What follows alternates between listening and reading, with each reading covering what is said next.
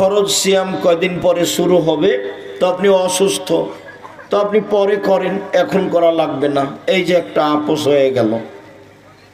হজ হজ একটা ফরজ বিধান, এবছর করেন ভালো, না হলে সামনে বছর করেন, করলেই হলো।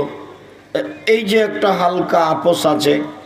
জাকাত 2 মাস আগে দেন, 20 দিন পরে দেন, এটা স্বাভাবিকভাবে আপোষ আছে। কিন্তু সলাতে এমন এক ব্যতিক্রম ইবাদত যার কোনো আপোষ নেই।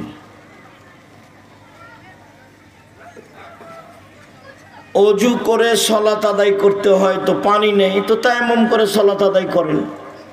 মাটি নেই, তো অজু ছাড়া তায়াম্মুম ছাড়াই সলাত আদায় করেন, করতেই হবে। কেবলার দিকে মুখ করে সলাত আদায় করতে হয়, তো কেবলা বোঝা যায় না, এমনিতেই পড়েন। দাঁড়িয়ে সলাত আদায় করতে হয়, দাঁড়িয়ে থাকা যায় না, তো বসে থেকে করেন। বসে থেকে সলাত আদায় করা যায় না, তো শুয়ে থেকে করেন। মানে করাই লাগবে। পরিষ্কার কাপড় পরে সলাত আদায় করতে হয়, তো পরিষ্কার কাপড় নেই, যে কাপড়ে পেশাব পায়খানা লেগে আছে সেই কাপড়েই পরেন। সেই কাপড়ও নেই, কারণবশত কোনো কাপড়ই নেই, উলঙ্গ অবস্থায় আছেন, তাহলে উলঙ্গ অবস্থাতেই সলাত আদায় করেন।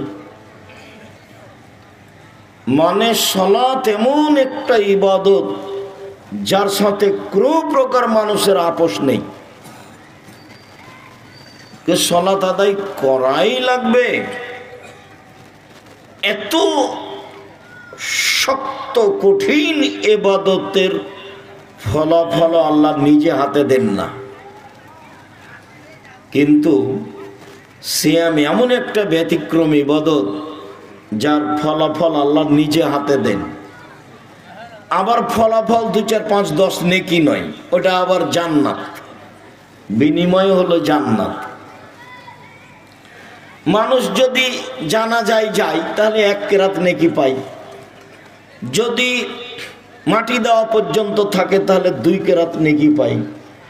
1 কেরাত হলো ওহুদ পাহাড়ের সমান।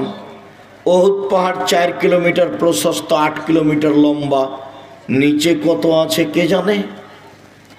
তাহলে এইসব ইবাদতে নেকি আছে, কিন্তু সিয়াম এমন একটা ইবাদত যার নেকি 2, 4, 500 নয়, নেকি নয়, তার নেকি হলো বিনিময় জান্নাত।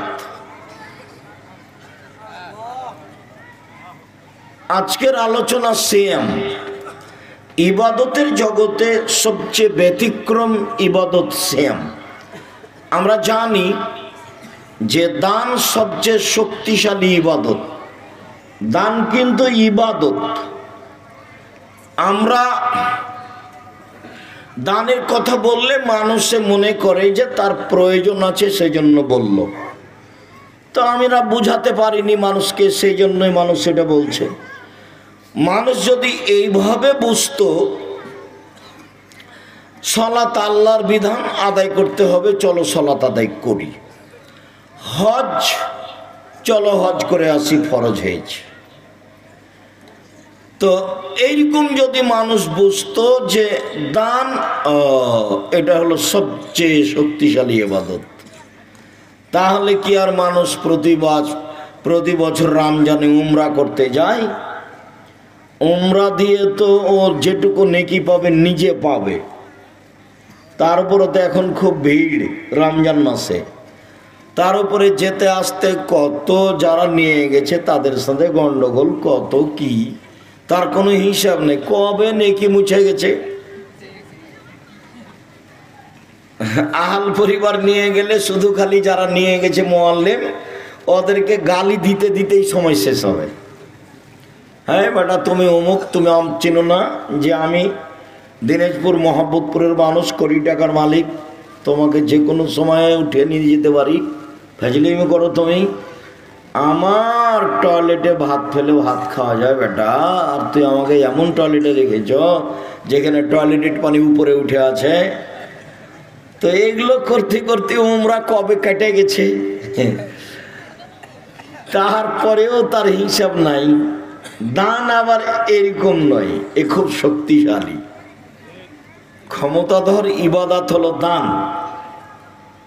একটা থেকে আর একটা ঘটাতে পারে, কবরের শাস্তি বন্ধ করে দিতে পারে, পাপ মিটিয়ে দিতে পারে, বিচারের মাঠে ছায়া হিসাবে আসবে, অনেক ক্ষমতা।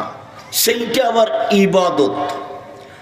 তো যত দামি ইবাদত হোক না কেন, দান বিনিময়ে আল্লাহ নিজে হাতে দিবেন না।